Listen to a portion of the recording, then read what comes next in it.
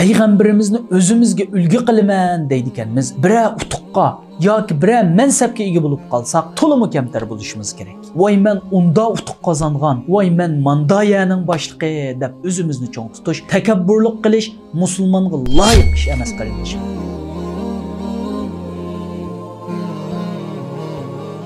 Assalomu alaykum aziz qarindoshlarim. Bugun biz muborak Ramazonning oxirgi kunlarida turyapmiz. Allohning rahmati bilan 20 kunni o'tkazdik. Bu kunlar bizning oxirgi fursatlarimiz. Bu kunlarning ichida hammamiz savobiga yetishni umid qiladigan qadr kechasi mavjud. Bu kunlar bizni do'zaxdan qutulishga vasila bo'ladigan kunlardir. Albatta Alloh va uning rasulining ko'rsatganidek loyiqida ibodat qilamiz. Undaqda tariximizda bu kunda nima ishlar yuz bergan? Tariximizdagi Ramazonning 20-kuni payg'ambarimiz Makkadan yo'lga chiqqan qo'shuni bilan alohida tilga olgudek urush qilmasdan, ya'ni qon to'kmasdan musulmonlarning qiblasi bir kishi uningga kirib olsa amin bo'ladigan payg'ambarimiz va muhojir sahobalarning on yurti bo'lgan Makka fathi bo'lgan kun. Bu kunda 20 necha yildan buyon musulmonlar kirolmagan, mushriklar tarafidan ishg'ol qilingan Allohning uyi musulmonlar tarafidan to'liq fath qilingan kun. Esingizda bo'lsa qarindishim, Ramazonning 10-kuni payg'ambarimiz Madinadan 10 ming kishilik qo'shin bilan Makkaga qarab yo'lga chiqqan edi. Payg'ambarimizning 10 mingdan ortiq kishidan tashkillangan bu qo'shini Makkaning 4 atrofidan kirishga boshlaydi. Payg'ambarimizning jakorchilari kimiki o'z uyidan chiqmasa amin qoladi, kimiki Abu Sufyonning qo'rosiga kirib olsa amin qoladi, kimiki haramga kirib olsa amin qoladi deb jakorlaydi. Payg'ambarimizning maqsadi qon to'kish, urib chiqish bo'lmaganlikdan mushriklarga nurg'un fursatlarni berdi. Payg'ambarimiz men 10 ming kishilik askar bilan keldim. Yomon bo'lsang chiqish haqini deb urchab qilgan holatda kirmasdan, o'zini nihoyat kamtar tutgan holatda. Jakorchilarga yuqorida aytilgan nidolarni jakorlatgan va o'zi bo'lsa to'liq kamtar holatda g'adaymasdan tugisining ustida beshini ekkan holda, ya'ni payg'ambarimizning soqoli tugisining luksiga tegib qolgudek darajada kamtarlik qilib bu zafar Allohning hadiyasi deb Makkaga kirdi.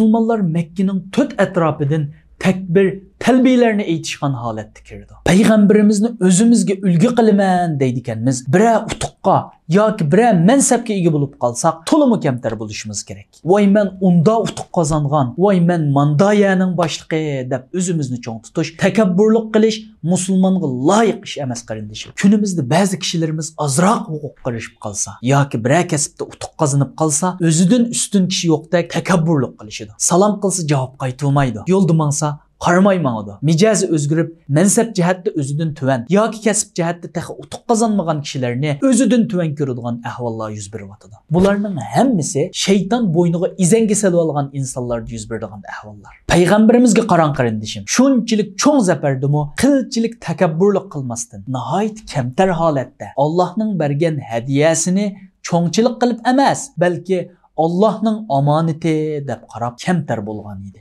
Payg'ambarimiz bu buyuk fathida bir asr olmaydi. Hech kimning mol-mulkini g'animat olmaydi. Umumiy afu e'lon qiladi. Payg'ambarimizga va musulmonlarga Makkadagi vaqtida aziyat berganlarni afu qilib o'tadi. Payg'ambarimizning bu fathisi zimin fathisidan ziyoda qalb fathisi bo'lgan. Chunki mushriklar Muhammad endi bizdan intiqom oladigan bo'ldi. Biz uningga nurg'un aziyatlarni qilgan edik deb yomon gumonda bo'lishgan edi. Payg'ambarimizning bu umumiy afu e'lonidan keyin va mushriklarga qilgan muomalasidan keyin ularning gumon pardalari yirtiladi va top bo'lib iymon etishga boshlaydi. Ularning ichida payg'ambarimizning tog'isi Hamzani o'ltirgan vahshiy musulmon bo'ladi. Uning yurkini sug'urib olgan Yindimi musulmon bo'ladi. Hatto payg'ambarimizning qizining o'limiga sabab bo'lgan Habbarmi musulmon bo'ladi. Hatto musulmonlarga nihoyat ko'p aziyat bergan Abu Jahlning o'g'li Ikrimami musulmon bo'ladi. Payg'ambarimiz sahobalarga sizlar Ikrimaning dadisini tilga olib, uningga aziyat bermanglar deb nasihat qiladi. Demak, yuqoridagi shaxslar islomga va musulmonlarga shunchalik ig'ir ziyonlarni solgan bo'lsa-mu,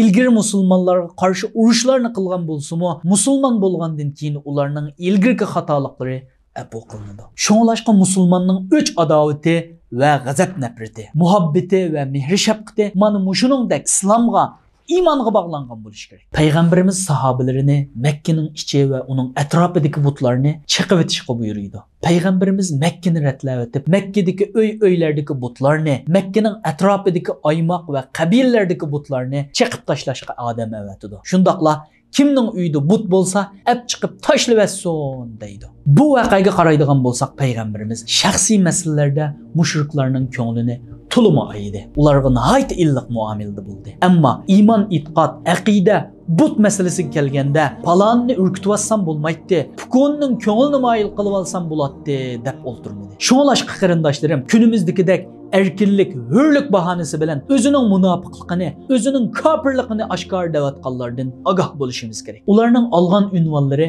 ko'zimizni ko'r qilib qo'ymaslik kerak. Chunki hozirgi dunyoda boshqa fanlarni qo'ying, islom dinini, musulmonlarni ojizlashtirish uchun, yuchuq topalagan holatda ularga qarshi dalil keltirish uchun ugunayotganlar nurg'unlagan. Chunki bularning o'chmanligi qiz hamshirlarimizning oboyisi va chumbili, erlarning sallisi va saqali bo'lmasdan islomgadir qarindishim. Bular islom diniga shunchalik o'chki, ayollarning yalang'och yurishini madaniyat, hurlik deb qaraydi-yu, qiz hamshirlarimizning oboyisini qaloqlik deb hür iradesi bilen kiygen kiyimigacha bilib oladi. Agar bular erkinlik, hürlük degan gapida rostchil bo'ldigan bo'lsa, musulmon ayollarning kiyimiga aralashmaslik kerak. Deganimdek siz bularning aspirant, doktor, mutaxassis degan unvonlarga hergizmi aldanman qarindishim. Biz musulmonlarning qizil siziqi bizning aqidimiz, Allohga bo'lgan iymonimizdir qarindishim. Bizning qizil siziqimizdan o'tishga uringanlarga tegishli javobini berib turishimiz lozim. Mayli bu javobimiz hozir men so'zlayotgandek eg'izimiz bilan bo'lsin, yoki qalamlarimiz bilan bo'lsin, yoki ustozlarimizning har xil fatvolari va tabliğ so'rovlarida bo'lsin, ish qilib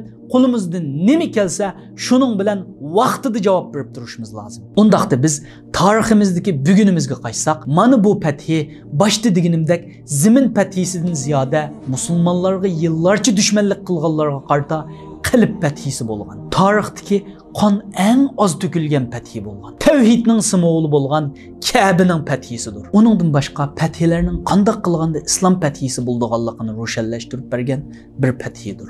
Mekke fathisining xabarini anglagan Mekkening atrofidagi aymoqlar hayron qilib payg'ambarimizga elchi avatishidi va musulmon bo'lganligini oshkorlaydi. Demak, Mekke fathisi mana shundaq nurg'un alohidaliklarga ega. Men faqat intayin oz bir qismini so'zladim. Texmi tafsiliy ma'lumotga erishmoqchi bo'lsangiz, bu sohaning egalariga murojaat qilsangiz bo'ladi.